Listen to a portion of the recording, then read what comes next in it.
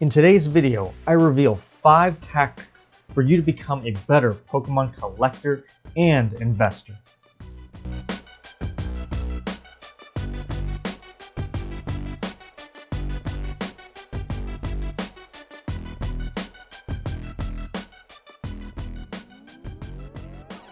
I'm Kakashi with Kanto Capital. Today, I reveal 5 strategies you need to become a better collector and investor.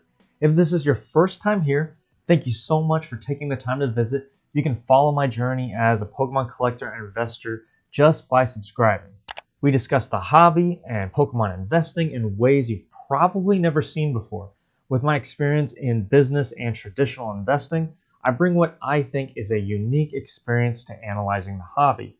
And of course, thank you to all the regular viewers here as well. Well, let's get to it. This is a timeless guide that will always work as long as Pokemon card collecting and investing exists. If you're a collector at heart, but you're also concerned about the value of your collection, then you're in the right place. With prices just going through the roof right now in Pokemon, it's only natural that there's going to be some focus on the prices. It's something to talk about, and it's exciting. And if you want a card, at some point you probably have to buy it.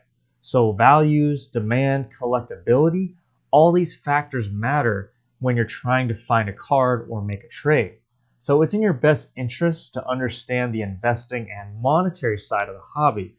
Also, if you enjoy something and you see people making money from it, it just makes sense to be intrigued by that.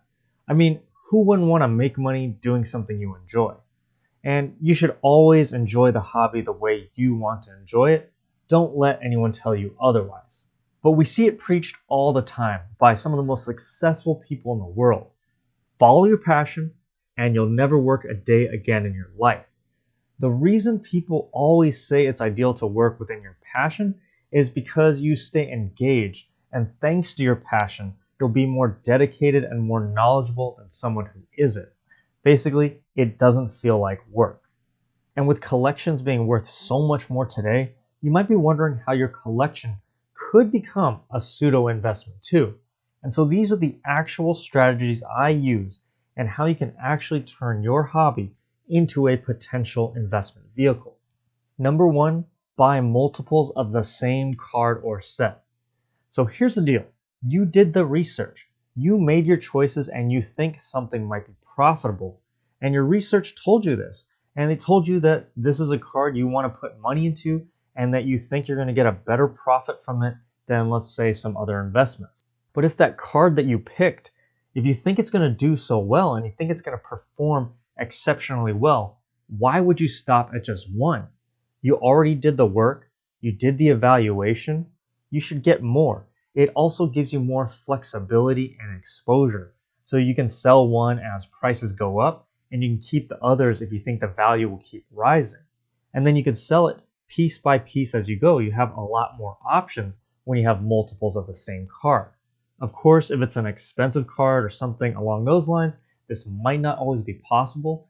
But if you did the work, you believe in the cards, you might as well get paid from it over and over and over again.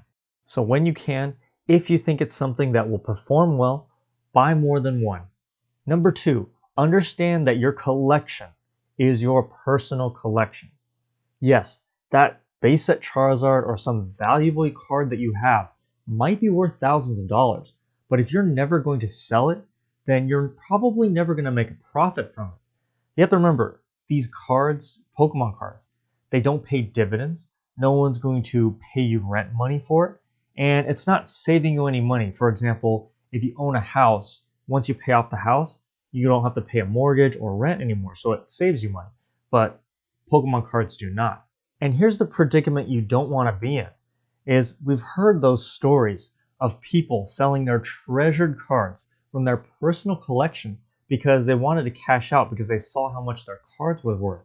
But then later, they end up regretting it, and now they cannot afford to get the cards back. So if you truly love your collection, just remember that the cards you are investing in are the investments. Your collection is your collection. And yes, your collection is technically an investment, and it still has value. And I understand that sometimes it's impossible to separate the two, But when you can do it, separate them. Remember, the goal of this video is to be a successful collector and investor. Separate the two, and that'll make things much easier. Number 3, determine your timeline. Are you flipping your cards? Are you waiting for a certain profit goal? Are you waiting a certain amount of time? Are you good at finding deals and flipping them? Like, for example, buying collections, finding deals on eBay and Craigslist or Mercari? Are you good at spotting trends? Are you good at forecasting what will happen later? Look at your strengths and how that will create profits for you. For example, for myself, I consider one of my strengths to be seeing longer-term trends and forecasting. So long-term investing is more ideal for me. I also value my time and I look for long-lasting, compounding returns on my investments. So speaking for me personally, flipping and short-term investing is not ideal because I'm not looking to go through that grind. But if you are younger, or perhaps you have less capital to start with and you have more time, you might want to have a shorter timeline to lock in profits. Maybe you don't want to ride out a recessionary period in the hobby.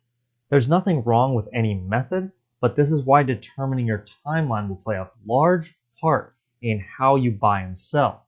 For example, in this bull market that we're in now, I see a lot of people saying that they're long-term investors, but they're itching to sell at every piece of news. When the Hidden Fates Elite Trainer boxes were announced to be reprinted, people were very concerned. But if you know your investing timeline, this decision is much easier. If you're a short-term investor, it makes sense to just lock in the profits while you can. If you're a long-term investor, then these reprints, this news shouldn't really concern you much at all.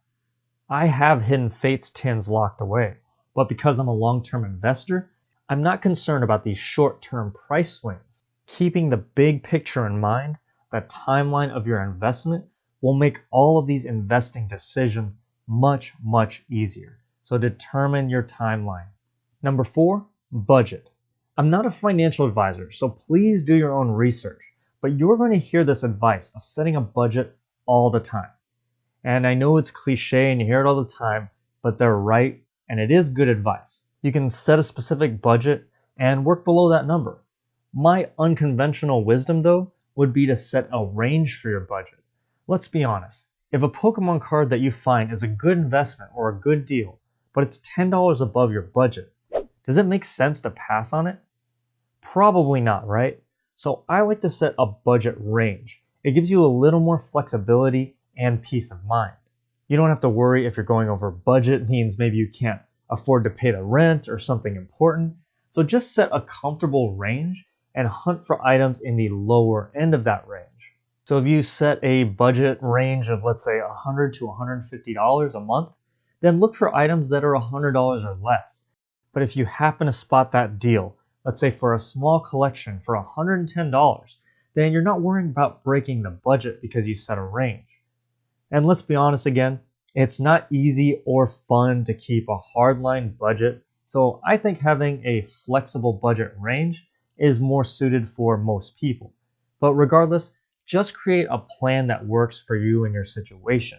Of course, only invest what you can afford to lose, but if you're trying to invest and improve your future, and you've done your homework, and you think something's going to be profitable, it probably is better to take action than to pass on a deal over a small amount of money, like let's say $10. But regardless, whether it's a strict budget, a budget range, whatever you do, set a budget. Number 5, invest in the cards that you like. My favorite part about investing in the Pokemon cards is even if you're wrong, you win. Because if you love what you buy, then you'll enjoy it no matter what. And this is the unique thing about Pokemon cards versus, let's say, traditional investing. If you buy a stock, you buy shares in stocks, I doubt you're still going to enjoy seeing that ticker symbol in your portfolio if it's down 80-90%. But Pokemon cards are different if you buy the cards that you enjoy. I talk a lot about the money aspect on this channel, but I definitely invest in the direction of cards that I like. The other plus side to that is that usually the cards that most collectors tend to like, other people tend to like. And we just tend to think the same. And I'll use these cards as an example a lot, But these Scream promo cards, for example, it's turned into a wonderful investment for me. But I love these cards. I legitimately do not want to sell them. And that's a terrible thing to say as an investor. But this is what puts me in a win-win situation. If these cards ever get to a price that I'd actually be willing to sell them, then I probably made a very great profit. And if it performs below my expectations, below a price that I'm willing to sell, then I get to keep them. So I can't say that you can ask for a much better situation than that. So invest in the cards that you like, and you will always win. If you are looking for more ways to increase your profits with Pokemon cards, you are in the right place. This channel is focused on collecting, investing, news, the hobby, and my personal journey through it all. So follow these 5 steps and you will be a much happier collector and investor. Buy multiples of the same card, separate your collection from your investments, determine your investment timeline, budget, and invest in the cards that you like. These easy steps will allow you to enjoy your personal collection more freely, and you can turn your passion for Pokemon cards into a viable investment that you can actually sell for a profit. I'm Kakashi with Kanto Capital. If you found this video helpful, make sure to like this video and subscribe for more. Have a spectacular day, and I will see you in the next video.